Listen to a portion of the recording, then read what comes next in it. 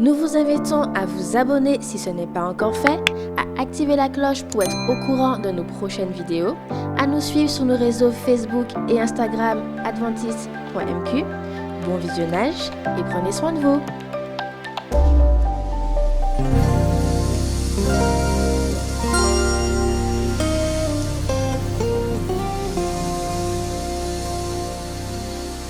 Je veux attendre le retour. Je veux attendre le retour de Jésus. Je veux attendre le retour. Je veux attendre le retour de Jésus.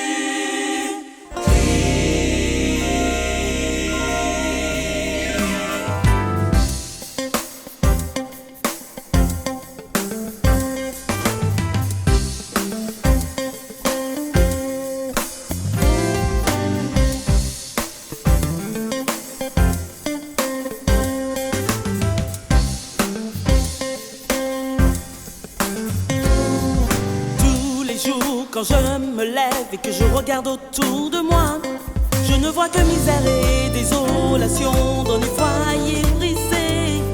Et si parfois je me laissais à penser que demain serait meilleur, la réalité de nos misérables vies me rappelle la souillure du péché.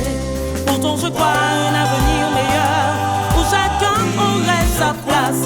Un avenir certes que Jésus prépare à tous les élus.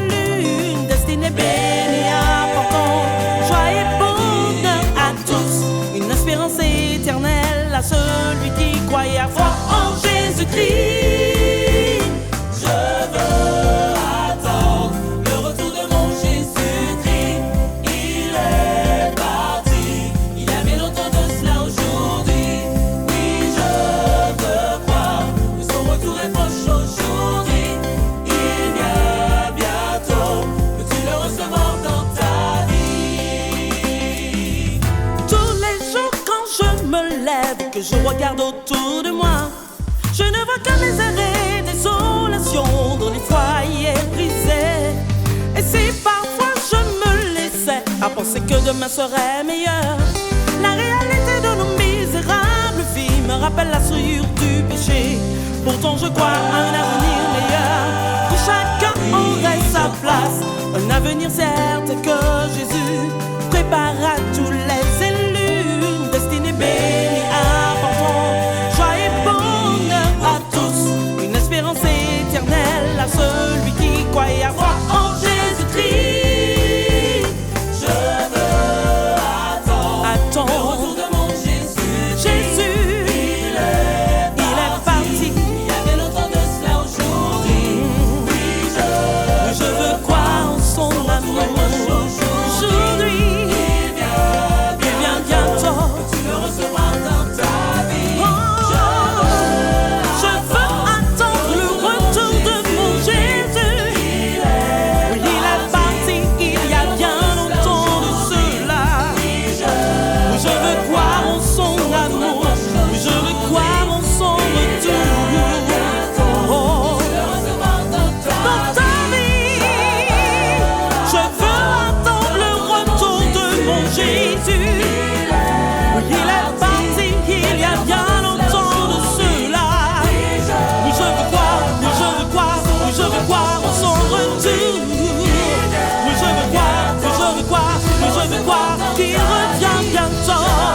Oui, je veux croire, oui, je veux croire, oui, je veux croire en son amour pour nous. Oui, je veux croire, oui, je veux croire, oui, je veux croire en ses promesses. Oui, je veux croire que son retour est proche. Il vient bientôt. Tu le recevras dans ta vie.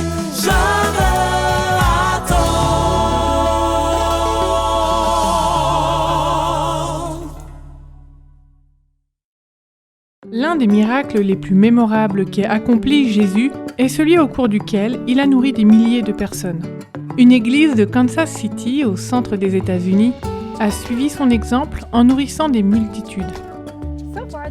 Depuis le début de cette année, nous avons donné à manger à 13 500 familles, ce qui équivaut à environ 53 000 personnes. L'église du Nouveau Port ouvre son parking tous les mardis pour une distribution de nourriture. Les voitures, les unes derrière les autres, tournent autour de l'église et attendent les volontaires qui viennent remplir leurs coffres de produits alimentaires, mais aussi de fournitures pour les bébés. Tout ceci est fait en partenariat avec d'autres organisations présentes dans la communauté. Tous travaillent ensemble pour aider les familles démunies. Alors notre distribution se fait entre 10 et 11 heures du matin. Environ 300 familles sont venues aujourd'hui, soit entre 1200 et 1500 personnes. J'estime qu'entre 80 et 100 $ de produits alimentaires sont posés dans leur coffre. Aujourd'hui n'est pas un jour ordinaire de distribution. L'Église célèbre les 500 000 kilos de nourriture offerts depuis le début de l'année. Le pasteur Marc remercie les membres de l'équipe en leur grillant des burgers végétariens.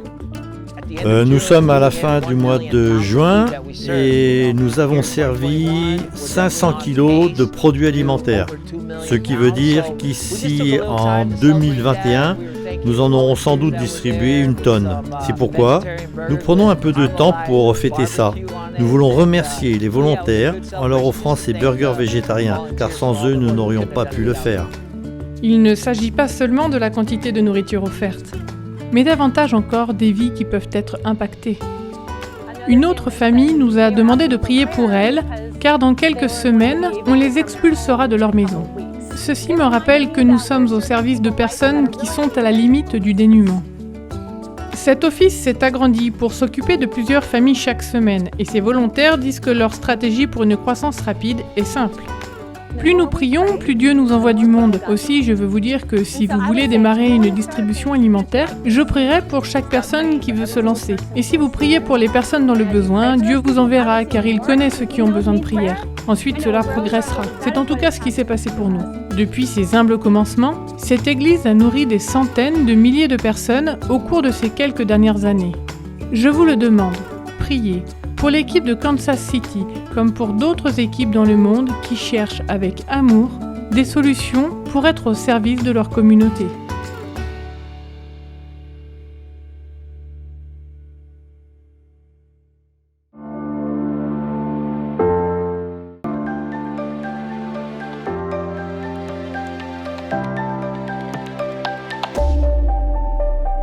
Bienvenue à tous dans ce moment de partage autour de la parole de Dieu. La semaine dernière, nous avons vu que Dieu suscita un déluge mondial pour repartir à zéro. Sinon, l'humanité aurait été perdue. Et établir les conditions de la venue du Messie pour le salut de l'humanité. Les êtres humains ont-ils retenu la leçon de la catastrophe du déluge ?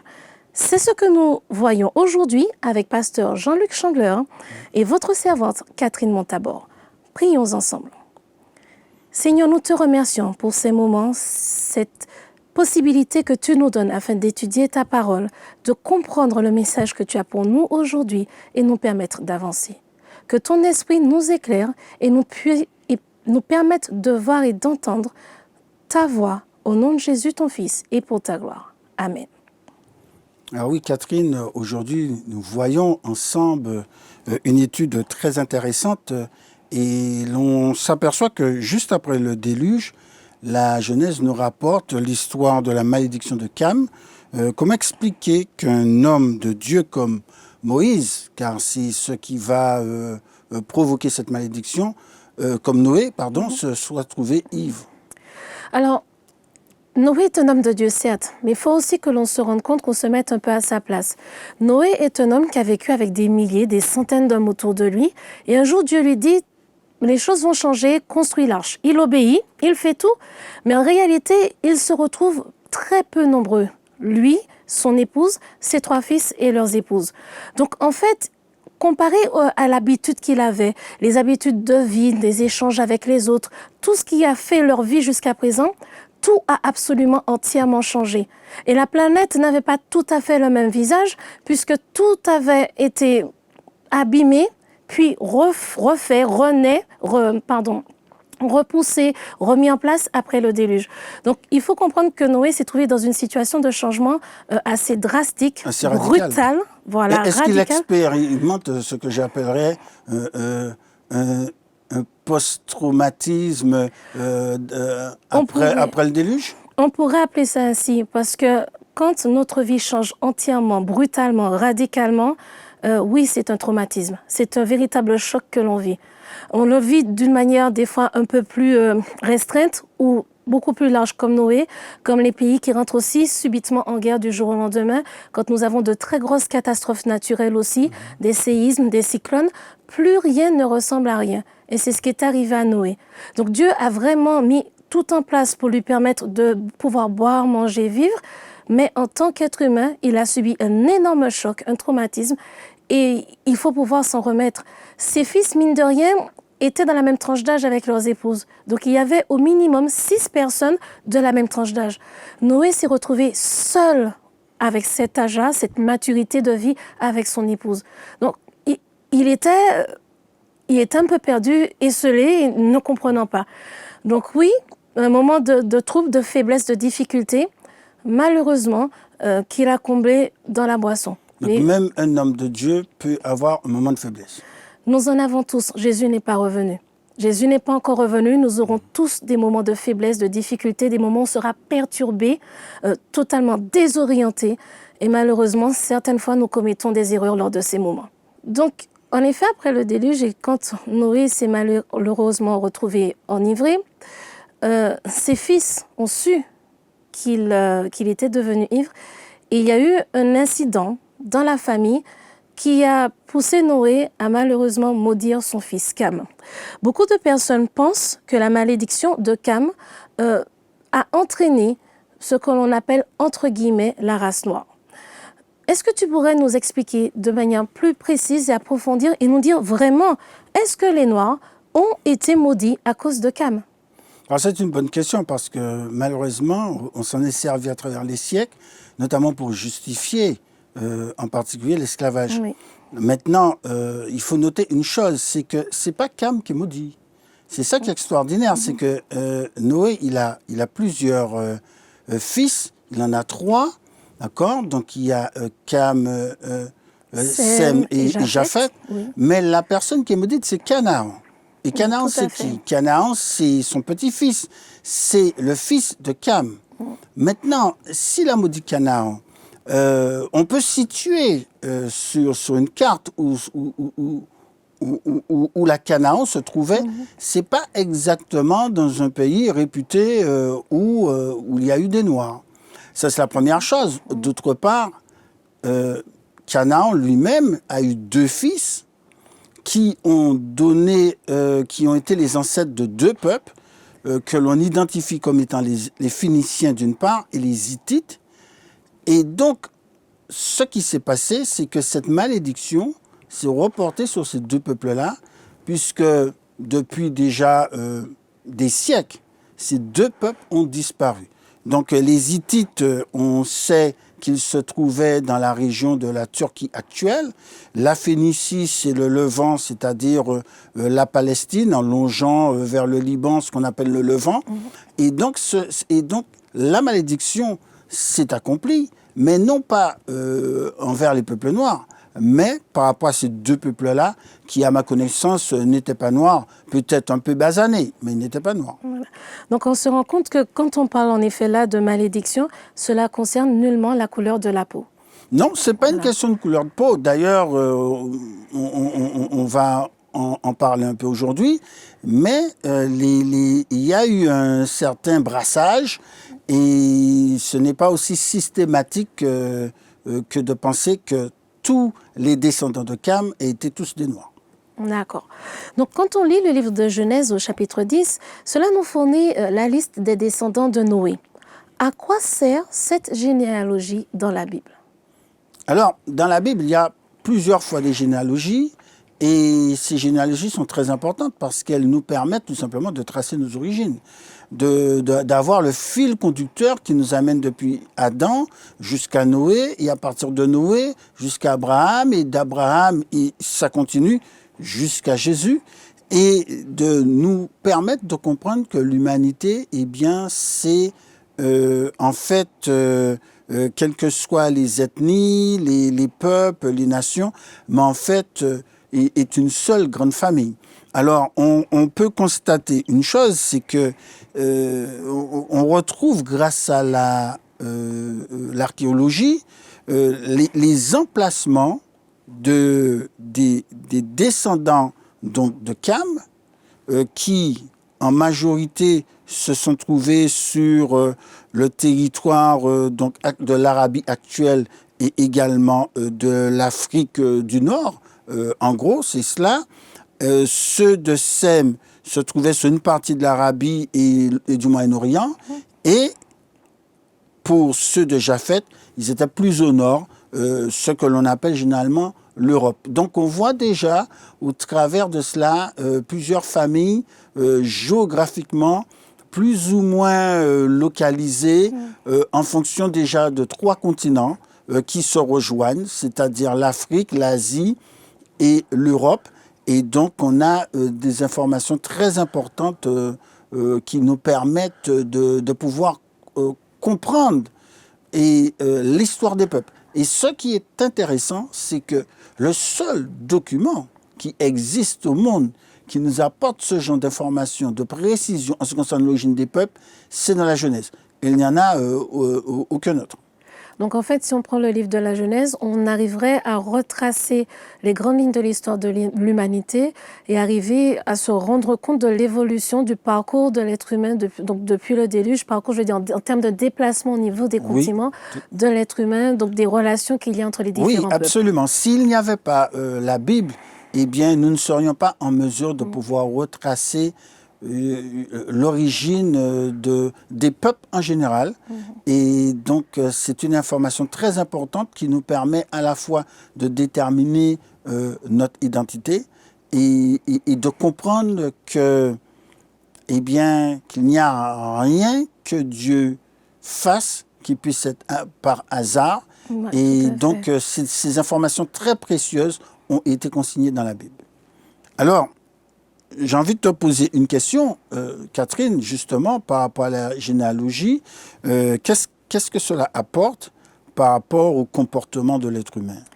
Alors, ce qui est intéressant à comprendre, c'est que en tant qu'être humain, quand on grandit, nous avons notre identité sociale, notre identité sexuelle et puis notre personnalité qui se développe.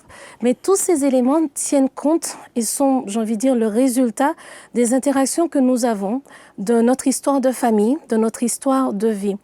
Là où les généalogies sont assez intéressantes, une fois je l'ai fait avec des élèves à Rama, et puis certains m'ont dit « Madame, j'ai découvert que dans ma famille, il y a beaucoup de militaires. » Madame, j'ai découvert que dans ma famille, il y a tel métier qui était mis en évidence, que beaucoup entre père, fils, petit-fils, ça s'est répété. Et puis, il y en a qui m'ont dit, mais je comprends un peu mieux pourquoi j'agis de telle manière ou pourquoi j'ai telle habitude, cette tendance à penser comme ça ou faire ainsi. Parce que la réalité, c'est qu'en comprenant les enfants, donc de parents à enfants, se transmettent les gènes. Donc les parents transmettent les gènes aux enfants. Et très souvent, quand on regarde, certains des plus jeunes nous rappellent les plus vieux. Et des fois, les plus vieux. Oui. Mais ça permet aussi de comprendre et de se sentir non seulement compris pour l'enfant, et en tant qu'adulte, pas si perdu que ça. L'enfant a une attitude, une manière de faire. Ah oui, tu ressembles à soi grand-mère, grand-père, tonton, tati. On dit que généralement que les enfants prennent surtout les traits, alors non seulement physiques, mais beaucoup de caractéristiques des grands-parents. Oui, voilà. J'ai une de mes cousines, quand elle se met à froncer les sourcils, très jeune, hein, ma mère m'a regardée et m'a dit « Ah, ça c'est moi et ta grand-mère ». On rigole, mais c'est vrai. Elle a pris ces traits et on se rend compte que ce sont des traits qui sont dans la famille. Ils prennent des fois très loin. Et finalement, on sait que cela nous ressemble et on sait comment faire avec l'enfant pour l'aider quand c'est nécessaire à évoluer dans son comportement. Il y a des comportements qui ne posent aucun souci, mais il y a des fois, ça peut rendre un peu plus difficile certaines relations, certaines compréhensions. Et là, ça aide les parents à pouvoir aider le jeune à grandir. Et le parent, finalement, se retrouve avec sa famille Donc en réalité, quand on comprend tout cela, on se sent bien en famille et on sait aussi, en tant que chrétien, le chemin que nous avons à parcourir pour qu'ensemble nous puissions avancer et aller au ciel. Lorsqu'on parle des peuples, la Bible parle des peuples, est-ce qu'il y a une définition particulière? Est-ce qu'il y a on cherche à établir des différences raciales? En effet, c'est là où le mot race est utilisé malheureusement à mauvais escient, mais c'est vrai que chaque peuple développe des cultures, des coutumes et des traditions. Nous avons ça de manière large au niveau des peuples et puis après de manière plus précise au niveau des familles.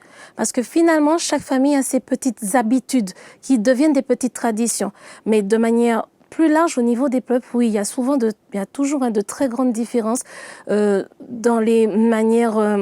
dans les relations familiales, les relations professionnelles, ne serait-ce que les événements de la vie, les fêtes de l'année civile que l'on voit, chaque peuple a des dates différentes.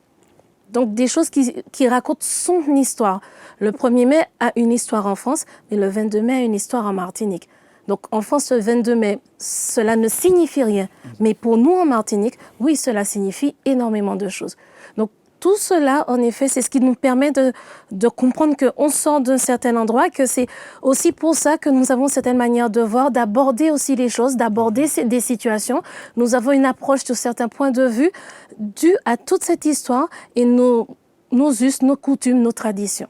Alors il faut quand même noter que malgré ces clans, je dirais, ces tribus, ces peuples, que en fait l'humanité fonctionnait ensemble, puisqu'ils se trouvent à un moment donné tous dans la plaine de Shinéar et qu'ils font bâtir une tour, la tour de Babel, et dans un but tout simplement, ils se disent, une idée peut-être folle, d'échapper au déluge.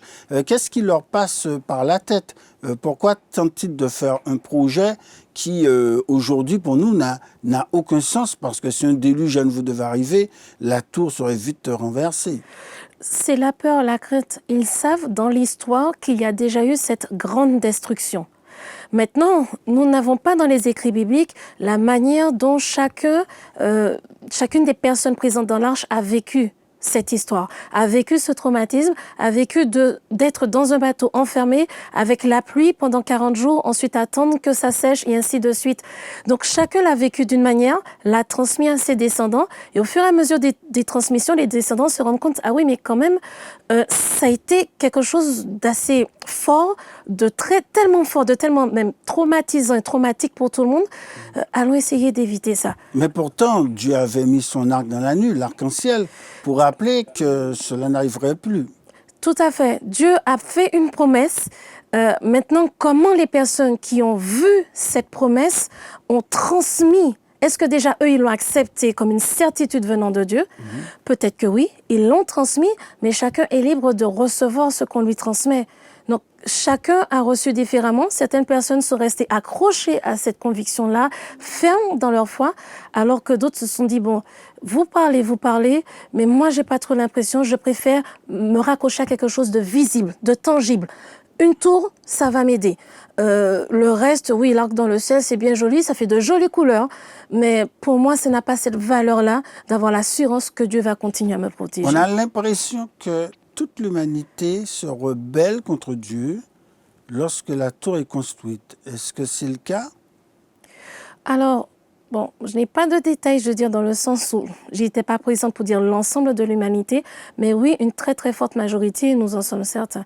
Puisque après, on se rend compte que Dieu, qui a voulu unir l'humanité, finalement, à Babel, les disperse. Il les envoie, il les divise en donnant à chaque groupe différentes langues et les disperse sur la terre.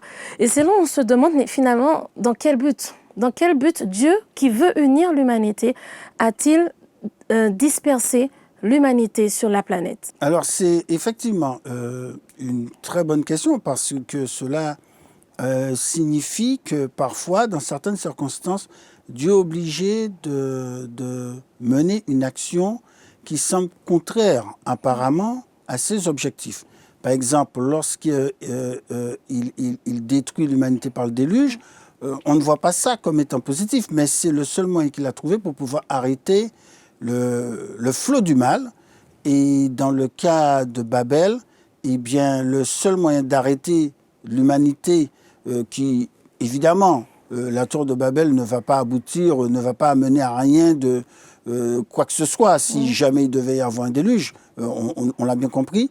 Mais cependant, l'objectif de Dieu, c'est que d'arrêter le flot du mal. Et pour arrêter le flot du mal, eh bien, avec la confusion des langues, les hommes ne peuvent plus se concerter, se mettre tous ensemble, se rebeller comme un seul peuple. Comme ils ne se comprennent plus, ils sont obligés de partir à gauche, à droite, se disperser à travers tous les continents. C'est à ce moment-là que l'on peut parler de dispersion à travers le monde entier. Et ceci va, d'une certaine manière, eh bien, endiguer quelque peu le mal parce qu'il n'y a pas d'unité pour faire le mal. Et ça, c'est quelque chose qui dure jusqu'à aujourd'hui, qui est peut-être difficile à vivre, mais cependant, c'est ce que Dieu a trouvé de manière à ce que les hommes ne puissent pas être, je dirais, mais alors vraiment totalement unis pour des actions funestes. C'est vrai que malheureusement, une des grandes confusions que l'on fait, c'est de mélanger l'unité et l'universalité. L'amour de Dieu est universel pour tous les êtres humains. L'unité, ça emmène des fois vers quelque chose d'unique. On veut être avec une certaine, être identique. Deux êtres humains ne peuvent pas être identiques. Nous pouvons, chacun d'entre nous, être unis à Dieu, à Jésus, et ainsi être unis ensemble et pouvoir avancer avec lui. Très bien. Donc, la tour de Babel, ce n'est pas une expérience positive, mais cependant, cela ne veut pas dire que Dieu renonce à son projet qu'il puisse y avoir une unité, mais cette unité sera en Jésus. Tout à fait. Elle ne sera pas par les coalitions que les hommes tentent de réaliser eux-mêmes. Eh bien, notre temps est écoulé rapidement et, chers amis, le plan de Dieu envers l'humanité s'est trouvé momentanément contrarié par la rébellion mondiale à la tour de Babel. Mais comme Dieu n'est pas à court d'idées pour retourner une situation compromise, eh bien, on le verra la prochaine fois comment il décide de se choisir un peuple pour réaliser le plan du salut. Nous prions ensemble. Notre Père Céleste, nous te remercions pour cette présentation qui nous invite à comprendre que l'humanité est pervertie et que même après l'expérience du déluge, elle n'avait toujours pas compris totalement les leçons que tu voulais lui enseigner. Mais nous te prions afin que nous tous, nous puissions comprendre, aujourd'hui dispersés à travers la surface de la terre, que nous sommes toujours une seule humanité, mais une humanité qui ne peut être unie qu'en Jésus seul, et pas autrement. Au nom de Jésus, nous te prions. Amen. Amen. Merci pour votre participation. Continuez à suivre nos programmes.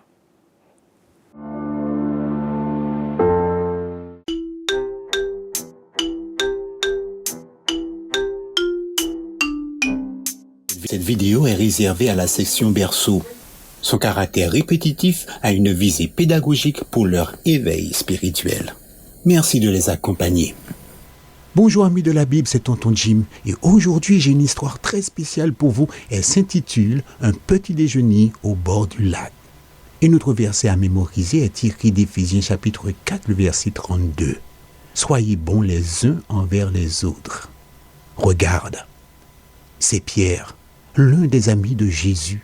Pierre et ses amis sont dans le bateau. Que fait-il ? Eh bien, Pierre cherche à attraper beaucoup de poissons. Lui et ses amis font une partie de pêche. Ils ont un grand filet.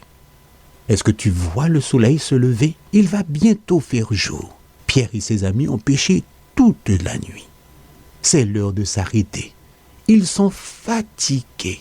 Mais Pierre n'a rien attrapé de toute la nuit. Aucun poisson pour Pierre et aucun poisson pour ses amis. Pierre et ses amis sont partis pêcher. Pierre et ses amis sont partis pêcher. Pierre et ses amis sont partis pêcher au large de la mer Bleue. Toute la nuit, mais pas de poisson. Toute la nuit, mais pas de poisson. Toute la nuit, mais pas de poisson au large de la mer Bleue. Pierre et ses amis sont épuisés. Et ils ont aussi très faim. Ils ont pêché toute la nuit sans rien manger. Pauvre homme, pauvre Pierre.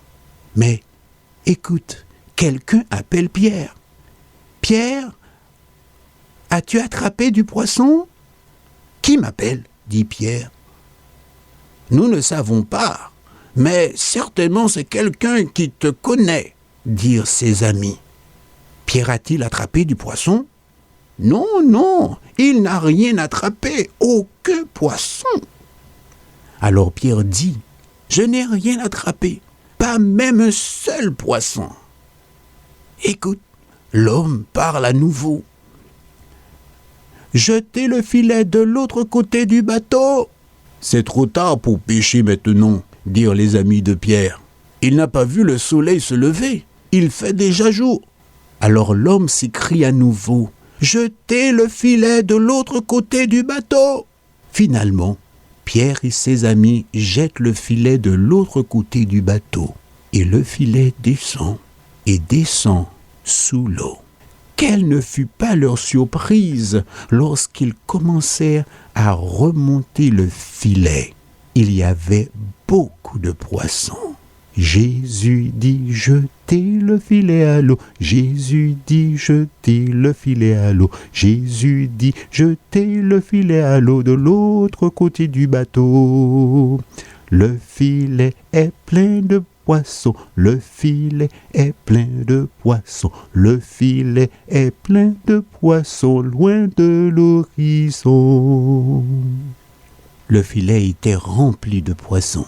Il y avait de gros poissons et de petits poissons. Il y a des poissons partout, toute espèce de poissons. Regarde, mais c'est Jésus, dirent les amis de Pierre. Il nous a aidés à attraper tous ces poissons. Alors Pierre crie « Jésus !» Il saute hors du bateau et va à sa rencontre. Il est si heureux de savoir que Jésus est là. Puis, il retourne pour aider ses amis avec le poisson. Après cela, ils étaient tous sur la plage. Mais Jésus a une autre surprise pour ses amis. Vois-tu le feu et la nourriture? Jésus a préparé le petit déjeuner pour ses amis. Il savait qu'ils auraient eu faim après une longue nuit. Alors, il leur fit une très belle surprise avec un délicieux petit déjeuner. Ils se sont tous assis pour manger. C'était une très belle journée pour prendre le petit déjeuner au bord de la mer. Pierre et ses amis ne vont jamais oublier la bonté de Jésus pour eux. La Bible nous dit « Soyez bons les uns envers les autres ». Prions et demandons à Dieu d'être aussi bon. Tendre Père Céleste, merci d'être si bon envers nous. Aide-nous à être bons les uns envers les autres. Au nom de Jésus. Amen. Rappelle-toi, Jésus a été bon envers ses amis. Alors tu peux aussi être bon avec tes amis. À bientôt.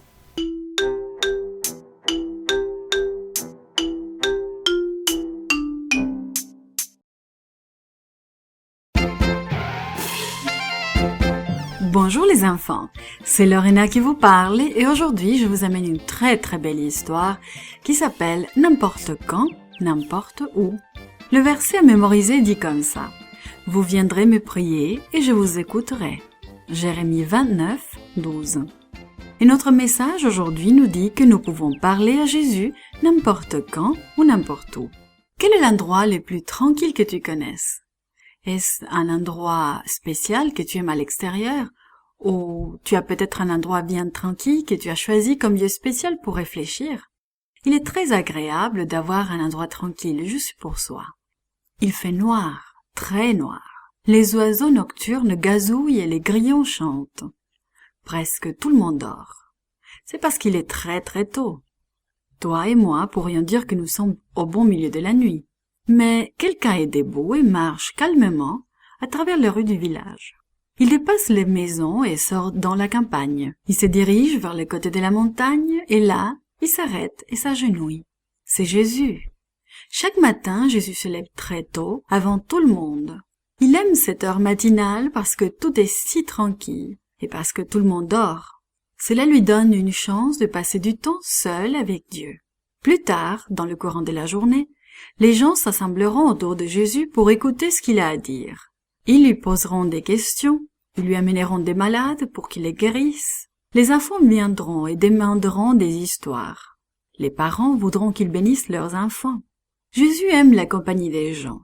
Il aime leur raconter des histoires. Il aime aussi les aider et les guérir. Mais avant de passer toute la journée avec le peuple, il sait qu'il a besoin de temps, seul avec son Père céleste, pour lui parler. Jésus dit à son Père, Dieu, combien il l'aime. Il lui parle des péchés tout autour de lui qui attristent son cœur.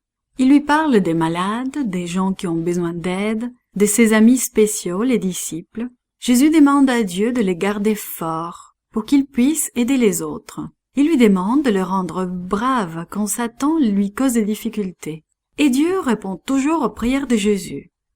Il aide son fils à se sentir calme et en sécurité. Il les rend forts et braves. Lorsque Jésus a terminé de prier, son cœur est heureux et rempli d'amour. Il est maintenant prêt à commencer sa journée en compagnie du peuple. Jésus ne parle pas seulement à Dieu tôt le matin.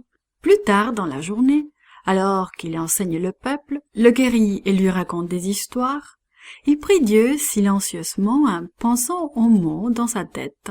Il demande à Dieu de l'aider à guérir les malades. Il lui demande de l'aider à raconter des bonnes histoires. Il lui demande aussi de l'aider à être gentil et patient avec le peuple. Il parle à son Père céleste tout au long de la journée. Nous pouvons nous aussi parler à Jésus n'importe quand, n'importe où. Quand tu es triste, quand tu te sens seul, quand tu es content ou que tu as peur. Tu peux parler à Jésus dans la voiture, à la maternelle, à la garderie, dans la cour de récréation ou à la maison. Tu peux lui dire merci pour toutes les façons dont il prend soin de toi. Tu peux lui demander ce dont tu as besoin. Jésus aime à t'entendre lui dire tout ce qui est important pour toi. Il t'écoutera toujours parce qu'il t'aime.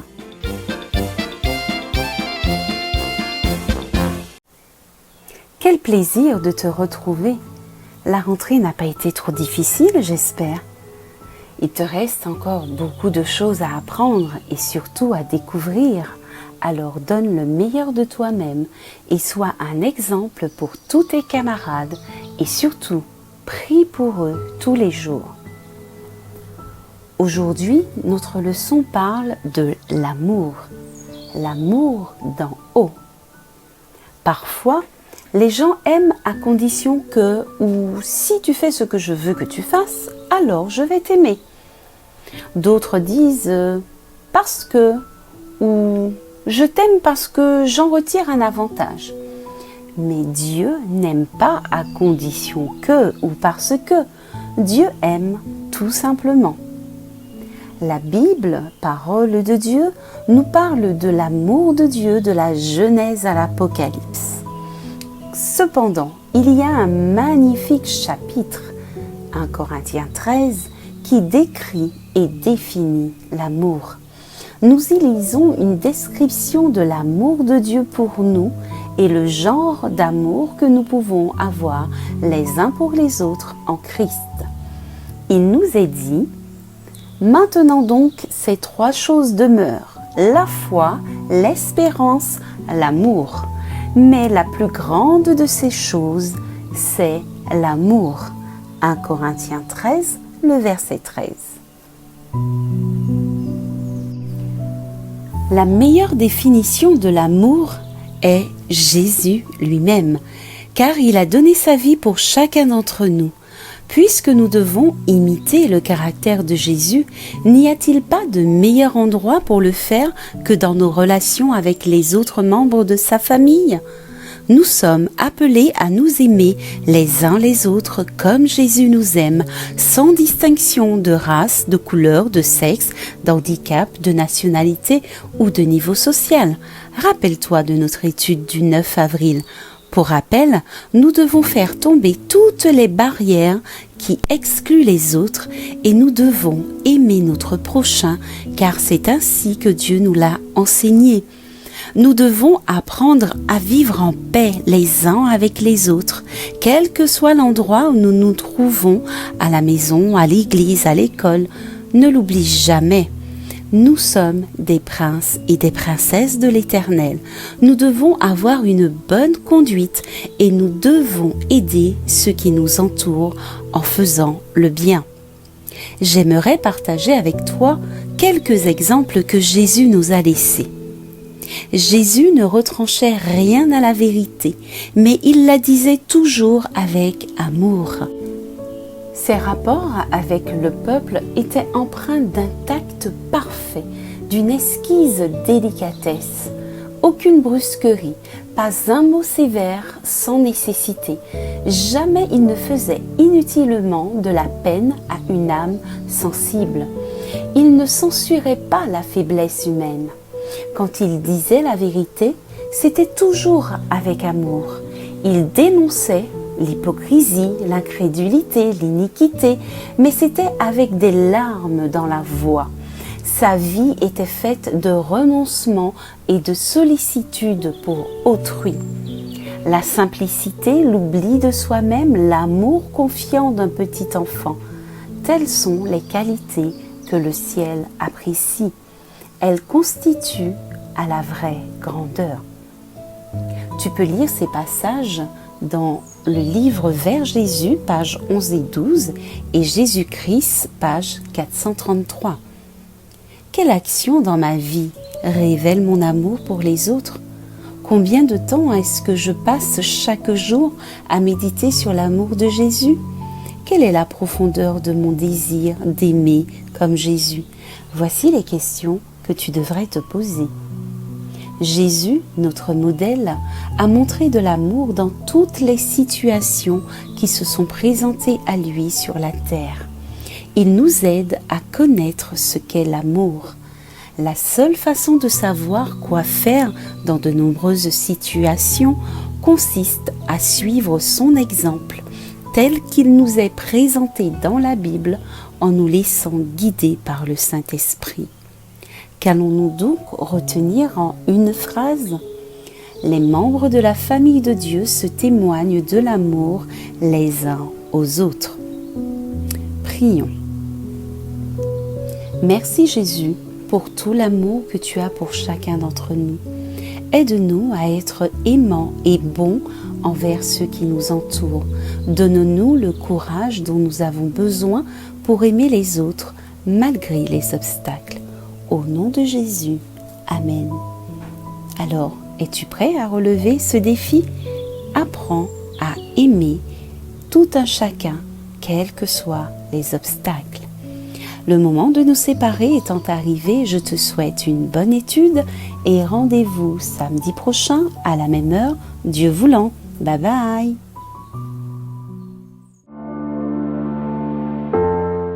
Top chrono! C'est parti les amis pour les Olympiades de la foi. Les Olympiades de la foi? Tu n'es pas au courant Naëlie? C'est le parcours destiné aux enfants et aux adolescents, comprenant des défis, des actions missionnaires, des textes bibliques à mémoriser et encore et encore. Ça doit être génial! Je le pense aussi. Chaque semaine, avec les encadrants des églises, tu pourras participer à ce programme et obtenir une médaille à la fin du parcours. Une médaille? Nous serons des champions! Alors je cours vite annoncer cette nouvelle à tous mes amis. Fais comme moi!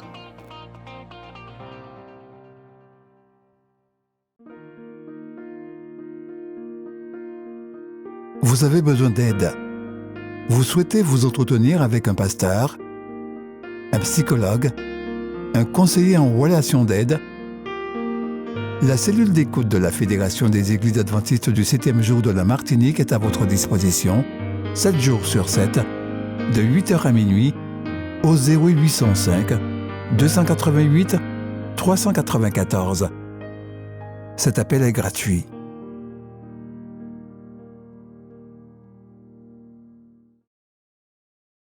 Le département des publications de la Fédération des Églises adventistes de la Martinique vous présente du 1er au 31 mai 2022 le mois du livre avec le livre Ultime Espérance. Partage ta foi en offrant gracieusement ce livre.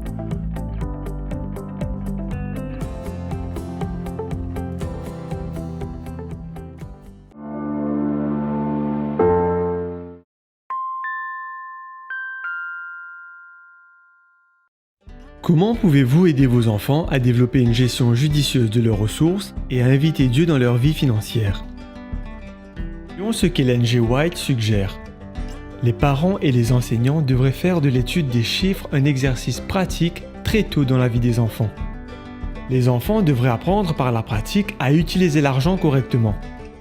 Cet argent peut être fourni par les parents en tant qu'allocation ou être mérité par l'enfant. L'argent doit être utilisé à acheter leurs propres vêtements, leurs livres, tout ce qui leur est nécessaire. On doit leur enseigner comment choisir et acheter ses nécessités. Ils doivent tenir un compte de leurs dépenses. Nous encourageons fortement qu'ils soumettent un rapport des dépenses effectuées qui pourrait être un moyen pour eux d'avoir une allocation plus importante. S'ils apprennent à mettre Dieu en premier, ils mettront de côté d'abord la dîme et l'engagement en recevant chaque revenu. Ensuite, ils mettront à part leurs économies avant de réaliser les autres dépenses. Cela les incitera à vivre une vie de simplicité et économe conforme au style de vie chrétien. Ellen White dit aussi que le fait d'enseigner ces leçons dès leur plus jeune âge les encouragera non seulement à pratiquer la bienfaisance, mais les enseignera aussi à être généreux, à donner non sur un coup de tête ou sous l'effet d'une exaltation passagère, mais avec régularité et détermination. Cela les aidera à se souvenir de qui est la source de leurs revenus, les liant ainsi au véritable pourvoyeur. En fournissant une allocation et ce type d'éducation, les parents préparent leurs enfants à réussir leur vie, non seulement sur cette terre, mais aussi dans l'éternité. Lorsque vous rendez vos dîmes et que vous vous engagez, priez pour la jeune génération de l'Église. Mettons nos désirs en dernier et Dieu en premier.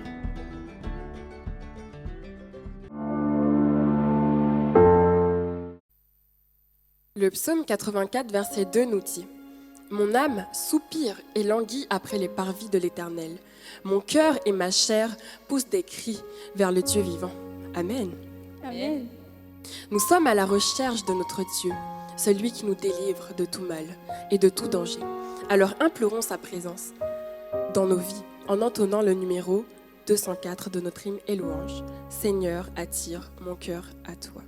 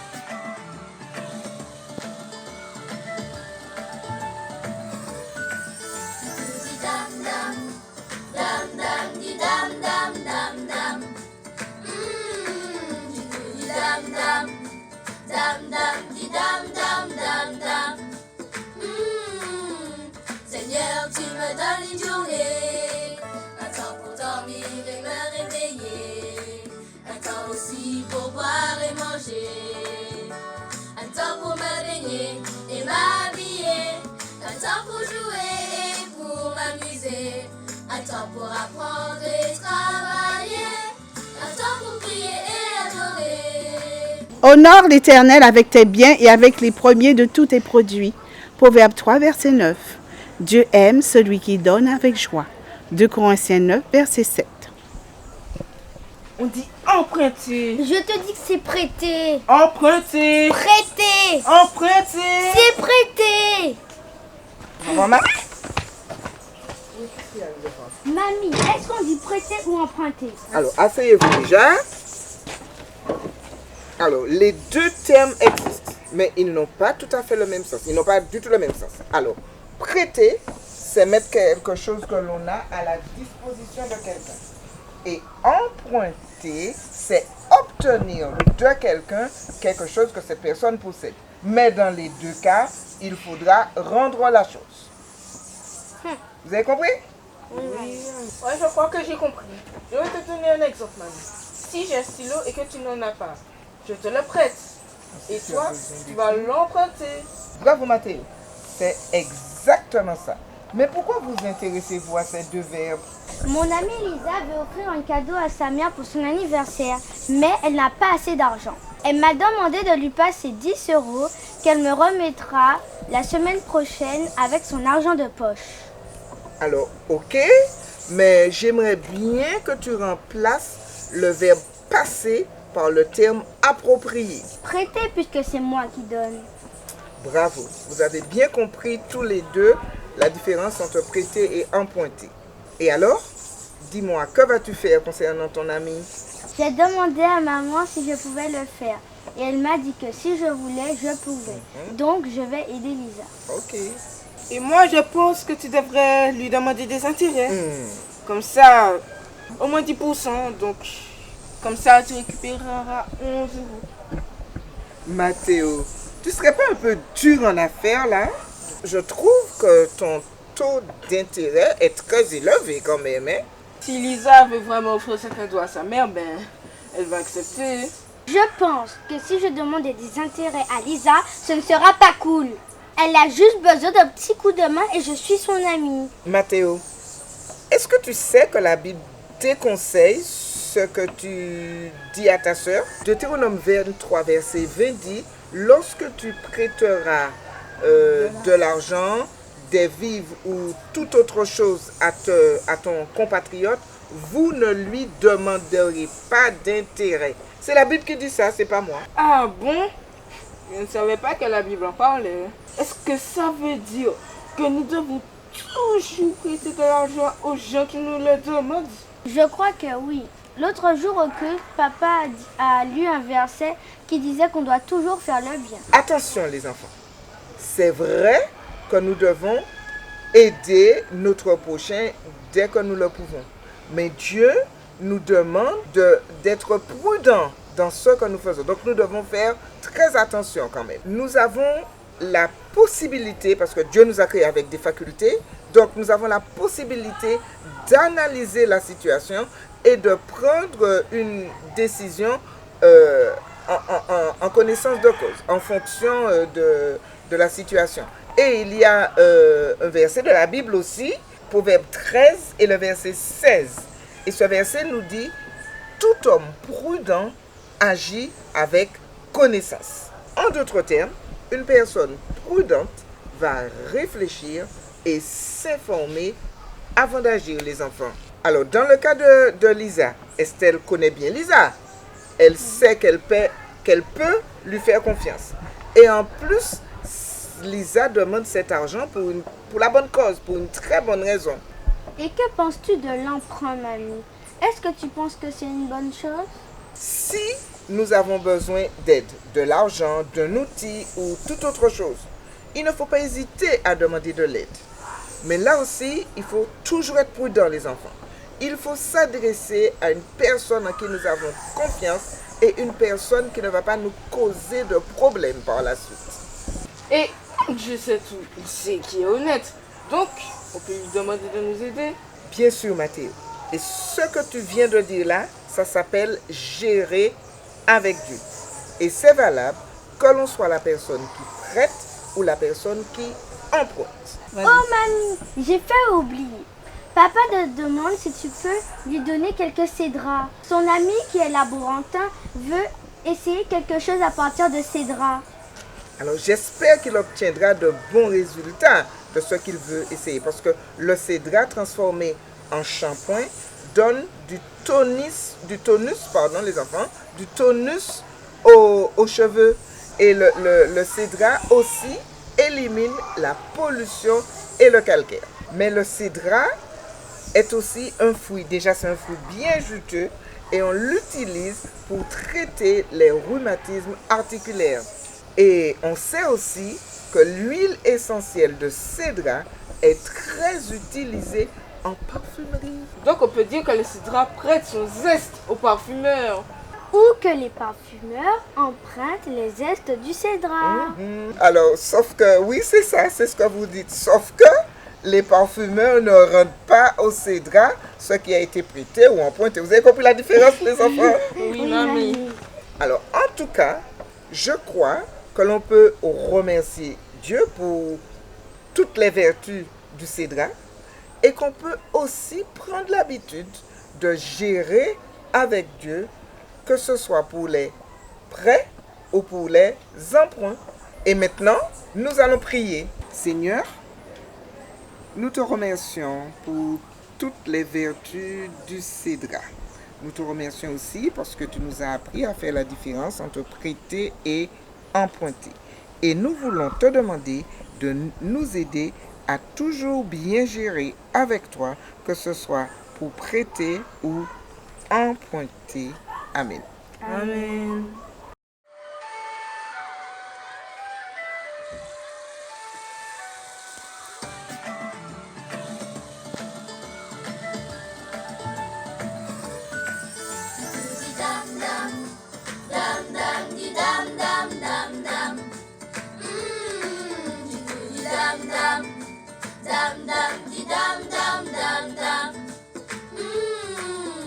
Seigneur, tu me donnes une journée, un temps pour dormir et me réveiller, un temps aussi pour boire et manger, un temps pour me baigner et m'habiller, un temps pour jouer et pour m'amuser, un temps pour apprendre et travailler, un temps pour prier et adorer.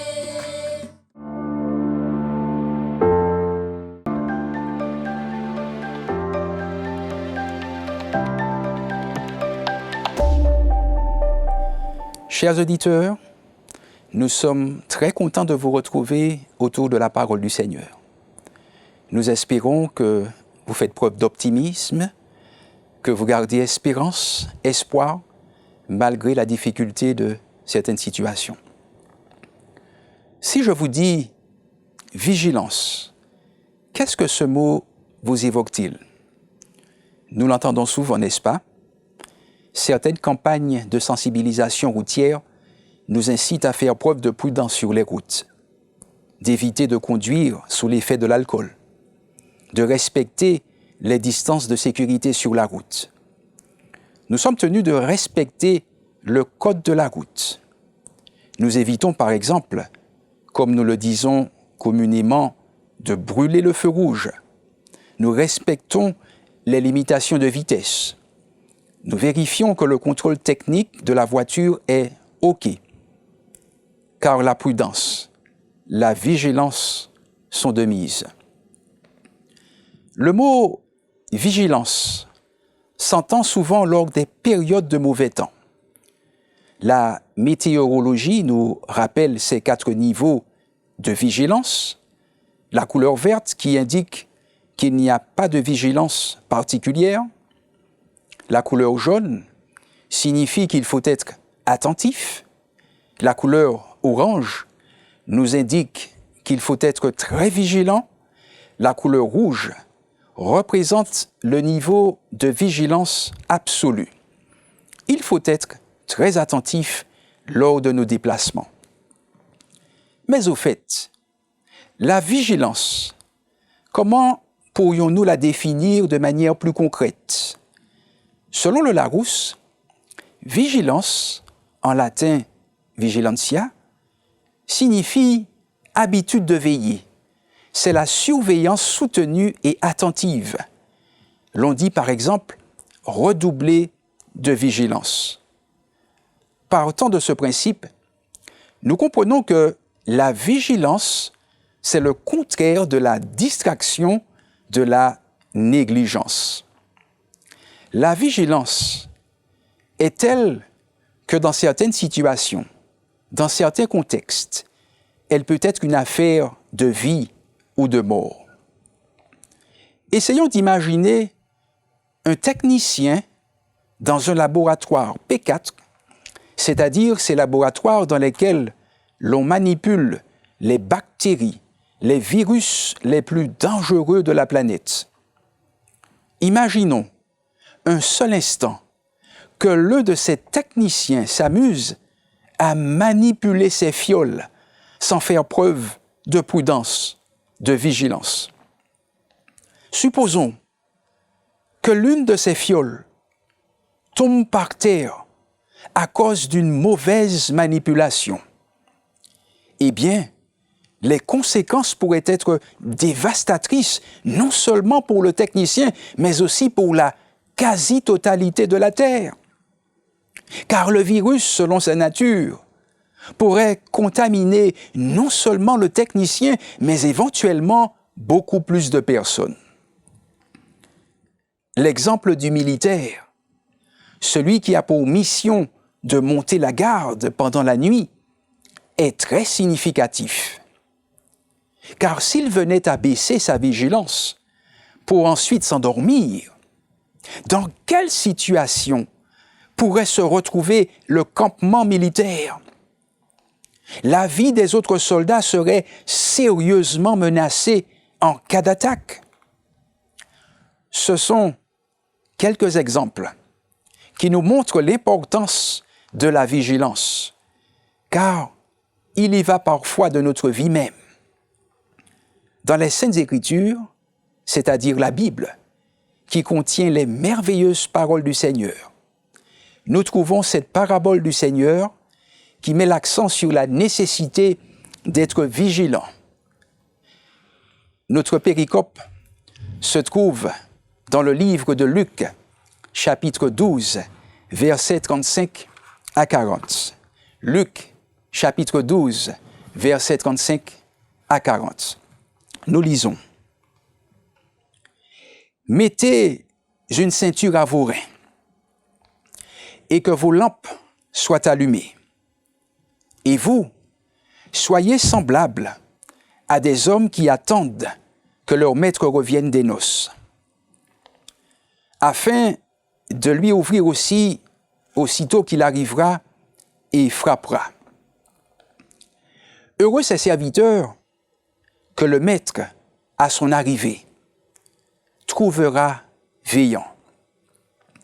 En vérité, je vous le dis, il se scindra, les fera mettre à table et s'approchera pour les servir. Qu'il arrive à la deuxième ou à la troisième veille et les trouve ainsi. Heureux sont-ils. Sachez-le bien, si le maître de la maison savait à quelle heure le voleur doit venir, il veillerait et ne laisserait pas percer sa maison. Vous aussi, tenez-vous prêts, car le Fils de l'homme viendra à l'heure où vous n'y penserez pas. Chers auditeurs, la vigilance est l'un de ces éléments centraux de ce texte. Permettez-moi de considérer avec vous 3 questions par rapport à ce texte. Pourquoi faut-il être vigilant? Quand faut-il être vigilant? Et comment faire preuve de vigilance? Pourquoi faut-il être vigilant? La réponse, nous la trouvons dans le verset 40. Vous aussi, tenez-vous prêts, car le Fils de l'homme viendra à l'heure où vous n'y penserez pas. Qui est le Fils de l'homme? Eh bien, c'est Jésus-Christ de Nazareth. Dans la Bible, Jésus est appelé de différentes manières. On l'appelle Fils de Dieu, Agneau de Dieu, Lion de la tribu de Juda, etc. Il est aussi appelé Fils de l'homme, car il a voulu partager notre humanité.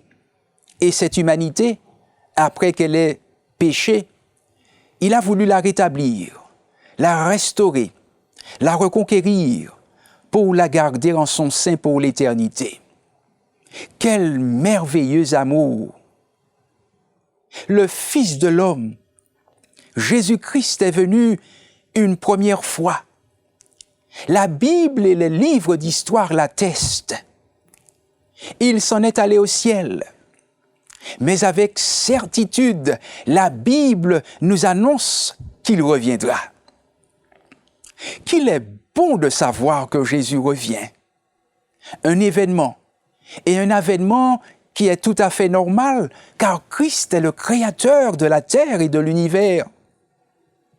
Il est vrai que le diable a tenté de jouer la carte de l'expropriation, c'est-à-dire qu'à cause du péché, la terre était pour ainsi dire tombée sous son autorité. Mais Jésus, le Créateur, a arraché sa propriété des mains de l'usurpateur. Non seulement sa création, mais aussi sa créature. L'humanité a de nouveau retrouvé la voie de l'éternité. Oui, tous ceux et celles qui acceptent Jésus dans leur cœur comme Seigneur et Sauveur personnel sont candidats pour l'éternité. Jésus reviendra. Jésus revient. Il l'a promis, n'en déplaise à certaines de ces sociétés secrètes qui se moquent de Dieu, s'imaginant pouvoir compromettre les plans de Dieu par toutes sortes de stratégies machiavéliques. L'état du monde semble parfois plaider en faveur d'un Dieu inexistant, d'un Dieu mort. Mais non, Dieu n'est pas mort. Il est éternel et personne ne peut s'opposer à ses projets. De nombreuses choses nous rendent perplexes. Beaucoup de questions se posent. L'une d'entre elles est « Où est Dieu ?» Alors que des pandémies font des ravages, alors que des décisions parfois diaboliques sont prises dans certaines sphères politiques, où est Dieu? Eh bien, Dieu n'agit pas toujours comme nous l'attendons, comme nous l'aurions espéré. Il permet parfois des choses qui semblent donner la victoire à l'ennemi. Cependant, même si nous ne comprenons pas toutes les actions de Dieu, continuons à lui faire confiance et rappelons-nous que le jour de la venue de Christ est aussi sûr que l'aurore. Vivons chaque jour avec cette espérance du retour du Seigneur Jésus, avec la certitude qu'il vient. Répondons maintenant à la seconde question. Quand faut-il être prêt? Dans sa parabole, le Christ parle au verset 37 du serviteur qui veille, et non pas du serviteur qui a veillé ou celui qui va veiller, mais bien du serviteur veillant qui est en train de veiller car il n'a pas connaissance de l'heure à laquelle son maître viendra. Et Jésus de rajouter « Bénis ou heureux sont ceux qui veillent ». Chers auditeurs, personne ne connaît ni l'heure, ni le jour du retour de Jésus. Par conséquent, Notre devoir, c'est d'être en éveil. Nous ne voulons pas être surpris par son apparition. Il est monté au ciel, vers le Père, et a, en quelque sorte, fait valoir sa victoire acquise par sa mort et son sang à la croix du Calvaire. Par cette victoire, la race humaine a enfin retrouvé sa filiation d'avec la divinité. J'imagine qu'il ait eu fête dans le ciel lorsque Christ, le Fils de Dieu, présenta sa victoire immaculée au Père.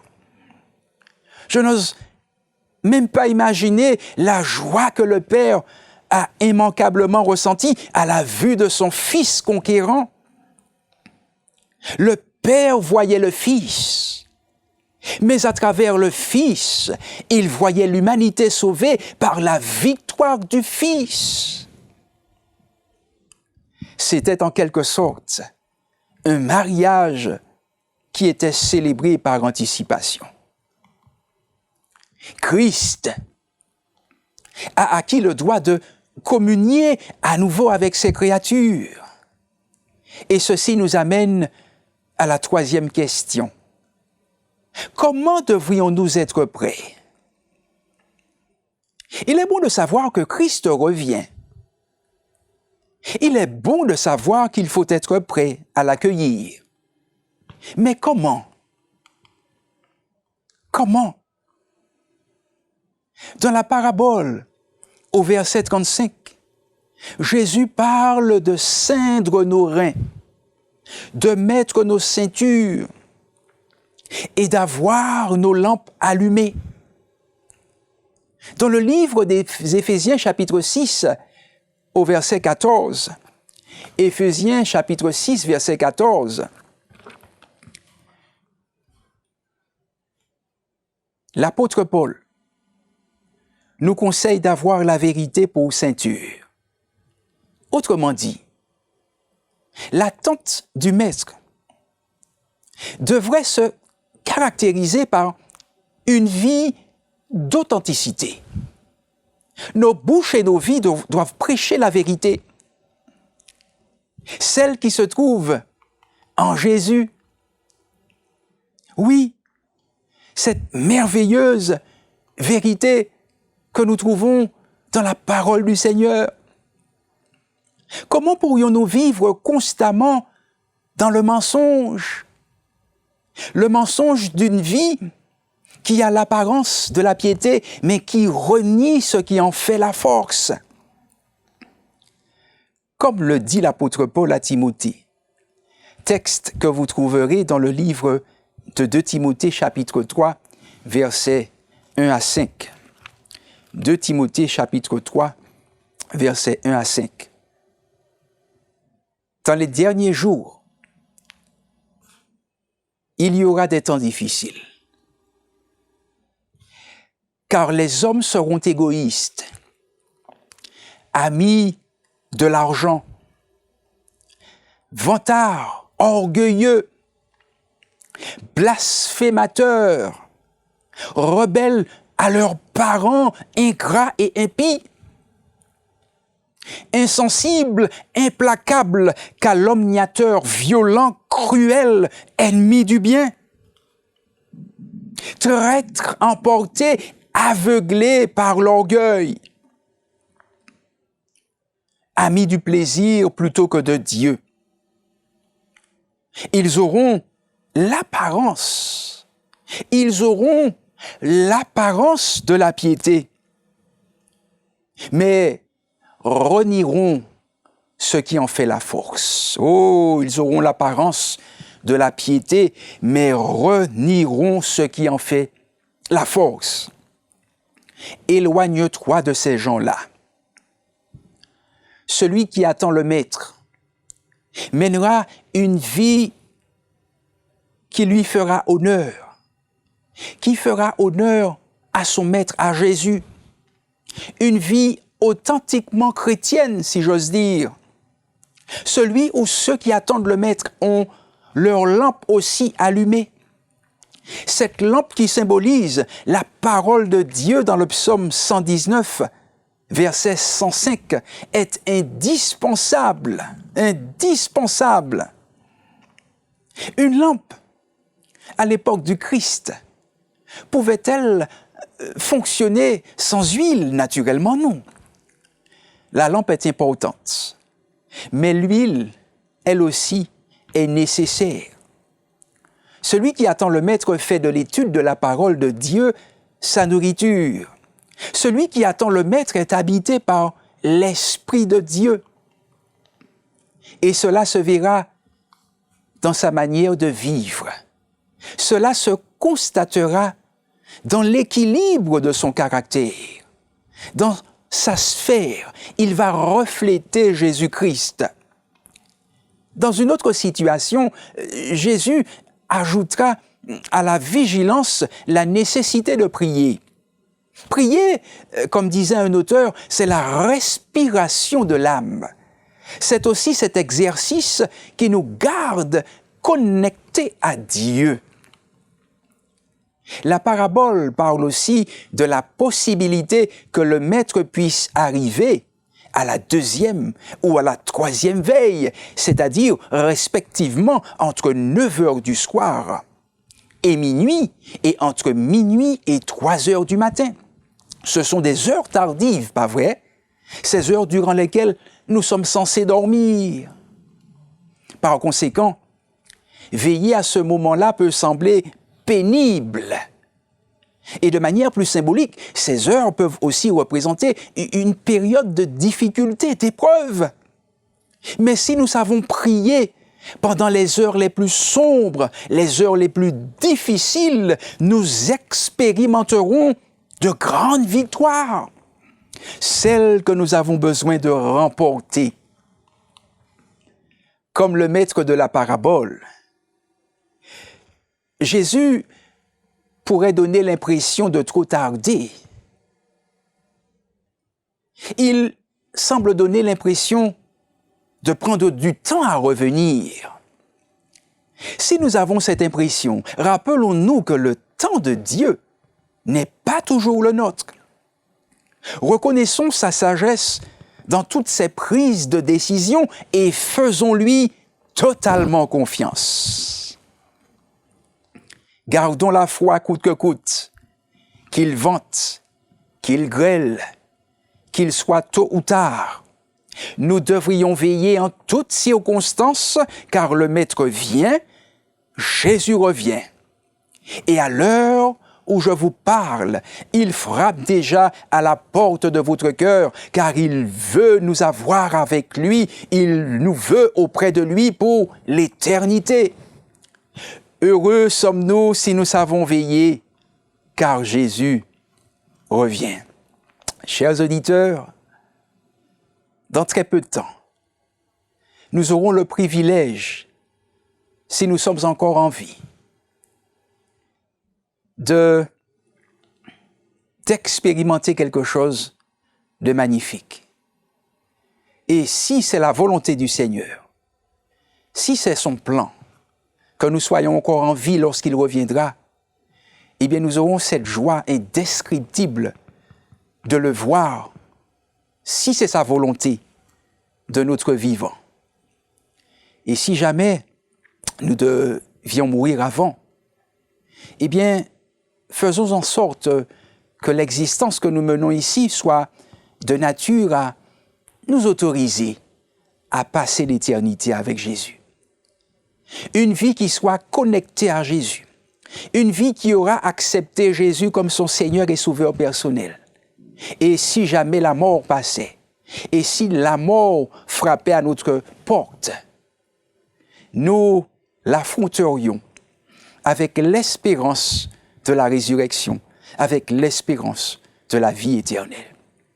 Nous voulons veiller, nous voulons rester vigilants, nous voulons vivre de manière à honorer Jésus, de telle sorte que lorsqu'il reviendra, que nous puissions contempler son merveilleux visage sans avoir honte, sans avoir une conscience coupable.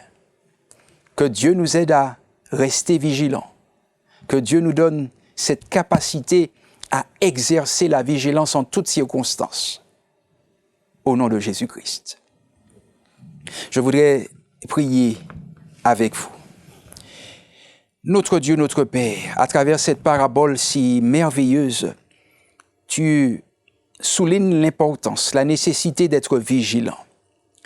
Nous voulons rester vigilants dans un monde qui cherche à accaparer notre attention, à nous distraire de l'important, de l'urgent, à nous écarter des grandes questions spirituelles de l'humanité. Aide-nous à rester vigilants et à garder nos yeux fixés sur Jésus alors qu'il revient et physiquement nous pourrons le voir. Merci Seigneur de nous garder, de nous conduire, de continuer à prendre soin de nos chers auditeurs et de les amener à réaliser ce projet de vie que tu as pour chacun d'eux. Nous t'avons prié au nom de Jésus-Christ. Amen.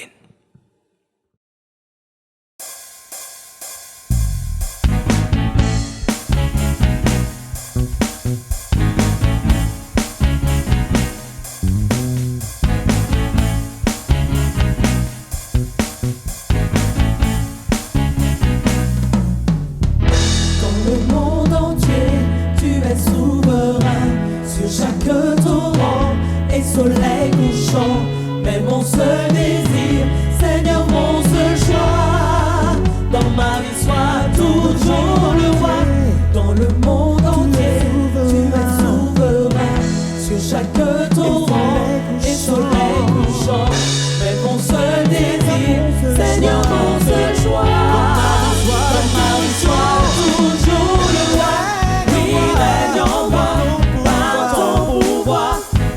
Sur mes rêves, et quand tout est noir, tu es Seigneur de tout en moi. Dans ma vie, sois toujours mon roi. Oui, règne en moi, par ton pouvoir. Veille sur mes rêves, et quand tout est noir, tu es Seigneur de tout en moi. Dans ma vie, sois toujours mon roi. Dans chaque parole et chaque pensée, je veux refléter, Seigneur, ta beauté. Il n'y a rien au monde de plus précieux que toi. Dans ma vie, sois toujours le roi. Dans chaque parole et chaque pensée, je veux refléter, Seigneur, ta beauté. Il n'y a rien au monde de plus précieux que toi. Dans ma vie, sois toujours le roi. Oui, règne en moi, par ton pouvoir, veille sur mes rêves, et quand tout est noir, tu es Seigneur de tout en moi. Dans ma vie, sois toujours mon roi. Oui, règne en moi, par ton pouvoir, veille sur mes rêves, et quand tout est noir, tu es Seigneur de tout en moi. Dans ma vie, sois toujours mon roi.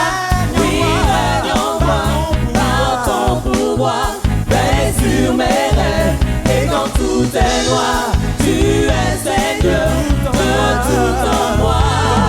Dans ma vie, sois toujours mon roi. Oui, règne en moi, par ton pouvoir, veille sur mes rêves, et quand tout est noir, tu es Seigneur de tout en moi. Dans ma vie, sois toujours mon roi. Dans ma vie, sois toujours mon roi. Dans ma vie, sois toujours mon roi. Dans ma vie, sois toujours mon roi. Dans ma vie, sois toujours mon roi. Le département des publications de la Fédération des Églises Adventistes de la Martinique vous présente du 1er au 31 mai 2022 le mois du livre, avec le livre Ultime Espérance. Partage ta foi en offrant gracieusement ce livre.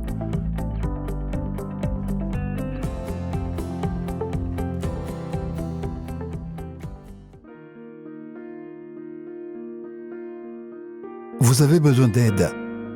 Vous souhaitez vous entretenir avec un pasteur, un psychologue, un conseiller en relation d'aide.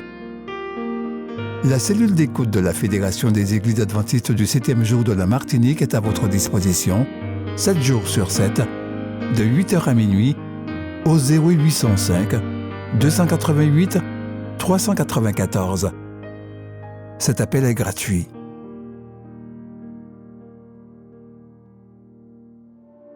Nous vous invitons à vous abonner si ce n'est pas encore fait, à activer la cloche pour être au courant de nos prochaines vidéos, à nous suivre sur nos réseaux Facebook et Instagram adventiste.mq. Bon visionnage et prenez soin de vous.